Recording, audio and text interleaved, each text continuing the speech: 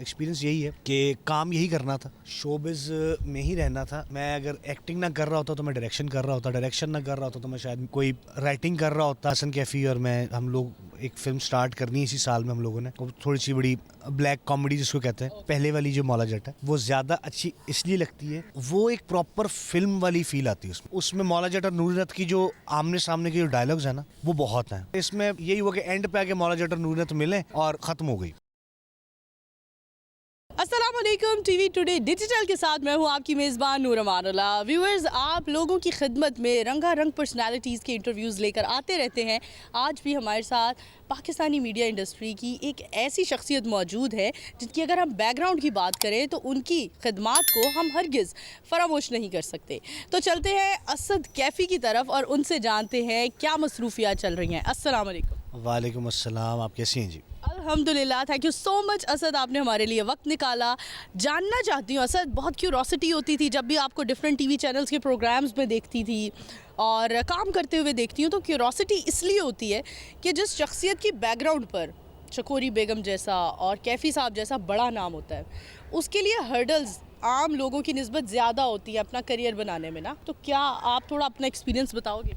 अच्छा, पहले तो जी मैं एक दो बातें करना चाहता हूँ कि मेरी कोई आवाज़ इतनी बेस में नहीं है, मेरी तबीयत ख़राब है, उसकी वजह से खांसी हो रही। और दूसरी बात, ये जो इंटरव्यू कर रही हैं ये बहुत मॉडेस्टी से बात कर रही हैं, क्योंकि माशाल्लाह जिस बाप की बेटी हैं, मैं उनका फ़ैन तो एक छोटी सी बात होती, मैं जिस कहते हैं ना कि आशिक टाइप नहीं होते, हम अमान साहब के आशिक टाइप रहे हैं। और अमान साहब कितने मुझे छोटे होते से, मतलब बचपन से, हम छोटे होते से देखा है उन्होंने, तो बड़ा प्यार रहा है इस पूरी फैमिली के साथ, अमानत भाई इनके साथ, सबके साथ मेरा बहुत प्यार है। तो अब जहाँ तक बात है जी एक्सपीरियंस की, एक्सपीरियंस देखें नूर, बात ये है, एक्सपीरियंस यही है कि काम यही करना था, शोबिज़ में ही रहना था। मैं अगर एक्टिंग ना कर रहा होता तो मैं डायरेक्शन कर रहा होता, डायरेक्शन ना कर रहा होता तो मैं शायद कोई राइटिंग कर रहा होता, मैं ट्रैक खींच रहा होता, बूम ऑपरेटर होता, रहता मैं इसी फील्ड में, क्योंकि मेरे वालिदैन की फील्ड।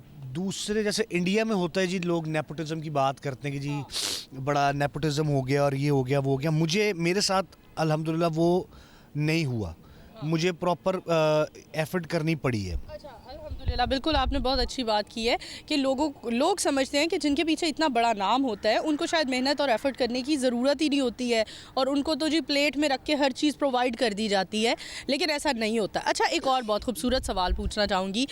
आपने कहा एक्टिंग ना कर रहा होता तो इसी फील्ड में होता, चाहे कोई भी काम कर रहा होता, तो एक्टिंग ही क्यों, व्हाई नॉट डायरेक्शन? मतलब पीछे वालिद साहब का इतना तजुर्बा और उनका, मतलब ना सिर्फ तजुर्बा, आपके ब्लड में ये चीज़ें होती हैं, स्टोरी राइटिंग वगैरह। नहीं, मैंने अभी एक म्यूज़िक वीडियो डायरेक्ट किया था, 2-3 सिटकॉम्स थे वो, उसकी वन लाइनर भी स्टार्ट था, सब कुछ था, एक फ़िल्म स्टार्ट हो गई थी। बट जो हमारे प्रोड्यूसर हजरात हैं, उनको शायद पता नहीं किसी ने को मत दे दी है या कुछ ज़्यादा उनको क्या ऐसा हो गया कि वो ही चले गए। तो बहुत सी चीज़ें जो है वो लिखी पड़ी मेरे पास पड़ी हुई हैं। भाई और मैं, हसन कैफ़ी और मैं, हम लोग एक फ़िल्म स्टार्ट करनी है इसी साल में हम लोगों ने। वो थोड़ी सी बड़ी ब्लैक कॉमेडी जिसको कहते हैं, होगी मसाला फ़िल्म ही, क्योंकि फ़िल्म वही है जिस पे लोग सीटियाँ बजाएं, तालियाँ बजाएं। फ़िल्म वही होती है कि किसी फ़िल्म से आप कोई वो सबक नहीं हासिल करते मेरे ख़्याल से। आप किसी फ़िल्म को देख के बाहर निकल के कहते हैं कि, मुझे नहीं लगता कि कुली फ़िल्म देखने के बाद लोग बाहर निकल के कहते होंगे यार असी हुण कुली बनांगे। ऐसा नहीं होता। लोग एंटरटेन होने जाते हैं और एंटरटेन होके जो 1000 रुपया, 2000, 3000 इतना खर्च कर रहे हैं तो एंटरटेन होने जा रहे हैं। इसकी बहुत बड़ी मिसाल ये अभी हाल ही में पठान आई तो उसने बता दिया कि जी फ़िल्म जो होती है वो यही होती है। तो आप जैसे हमारे जो हैं दोस्त हैं हमारे, जो वो दुआ करें, इंशाल्लाह इस साल फिल्म स्टार्ट करने लगा हूँ एज डायरेक्टर भी, उसमें काम भी करूँगा, भाई भी होंगे साथ में। यानी आज ये इंकशाफ हो गया टीवी टुडे की वसातत से कि आने वाले दिनों में हमें असद कैफ़ी की जानिब से कुछ बड़ा धमाका, बड़े पर्दे पर हमें असद कैफ़ी की मेहनत, कोई कोशिशों का, काविशों का को हमें कुछ हिस्सा देखने को मिलेगा। अच्छा, ये तो हो गई बात। हम जानना चाहेंगे कि वालिदा के बारे में। हाल में ही आपने देखी मौला जट मूवी आई और चकोरी बेगम का रोल जिस खातून ने प्ले किया, क्या सोचते हैं? क्या बीच में खामियां रही? खूबसूरत तरीके से किया, कुछ सोचते हैं? मतलब पंजाबी से तो लाहौरियों को और पंजाबियों को डेफिनेटली बहुत मसले रहे हैं उस मूवी की पंजाबी ज़ुबान से, लेकिन आप क्या सोचते हैं आर्टिस्टिक अपना पॉइंट ऑफ व्यू? देखें नूर, बात पता है क्या है, कभी भी किसी के साथ कंपैरिजन नहीं करना चाहिए, ठीक है। अम्मी ने जो फिल्म की थी वो 79 में रिलीज़ हुई थी, उस टाइम का माहौल और था, उस टाइम की ऑडियंस और थी, दौर और किस्म का था। तो जो लोग हैमिंग भी करते थे, जो लाउड भी बोलते थे, तो वो लोग एक्सेप्ट कर लेते थे। आज 2022 में जब ये फिल्म रिलीज़ हुई है, तो मुझे नहीं लगता कि उमैमा मलिक ने मेहनत नहीं की। उमैमा मलिक ने बहुत अच्छा काम किया है और वो स्क्रीन पे अच्छी भी लगी हैं। अब पंजाबी अच्छी नहीं बोली, क्या बोला क्या नहीं बोला, वो मेरा उससे लेना देना कुछ नहीं। मैंने जाके फ़िल्म देखी पैसे खर्च करके, क्या मैंने एंजॉय किया? हाँ जी, मैंने एंजॉय किया। मैं बाहर निकला, मैंने कहा यार चलो एटलीस्ट पाकिस्तान में कोई इस तरह की फ़िल्म बन रही है जिसको आप इंटरनेशनल स्टैंडर्ड्स की कह सकते हैं। वो एक इंटरनेशनल स्टैंडर्ड्स की फ़िल्म थी।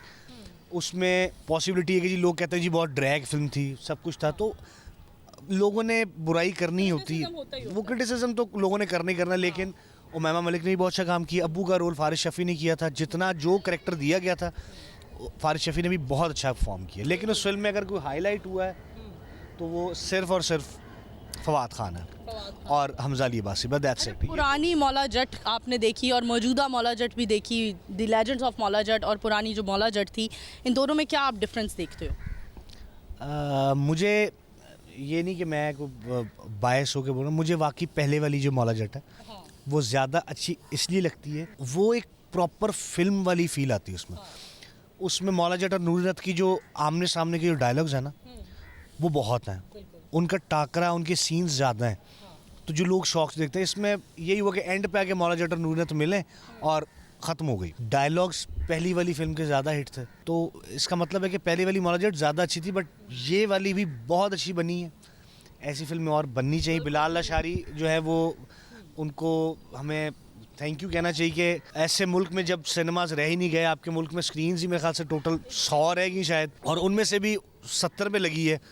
अगर 100 पे लगती तो ये फिल्म बहुत बिजनेस करती। और बहुत ज़्यादा, ना सिर्फ रिलीज़ होने के बाद मौला जट ने इतना ज़्यादा क्रिटिसिज्म का सामना किया, बल्कि रिलीज़ होने से पहले भी कितने साल एक केस चलता रहा। और सिनेमेटोग्राफी की अगर हम बात करें तो दैट वाज ऑसम। तो यकीनन व्यूवर्स, हमारी आज की वीडियो आप लोगों ने बहुत पसंद की होगी। इसी के साथ अपनी मेज़बान नूर अमानुल्लाह को दीजिए इजाज़त, दोबारा हाजिर होंगे, तब तक के लिए अल्लाह हाफ़िज़।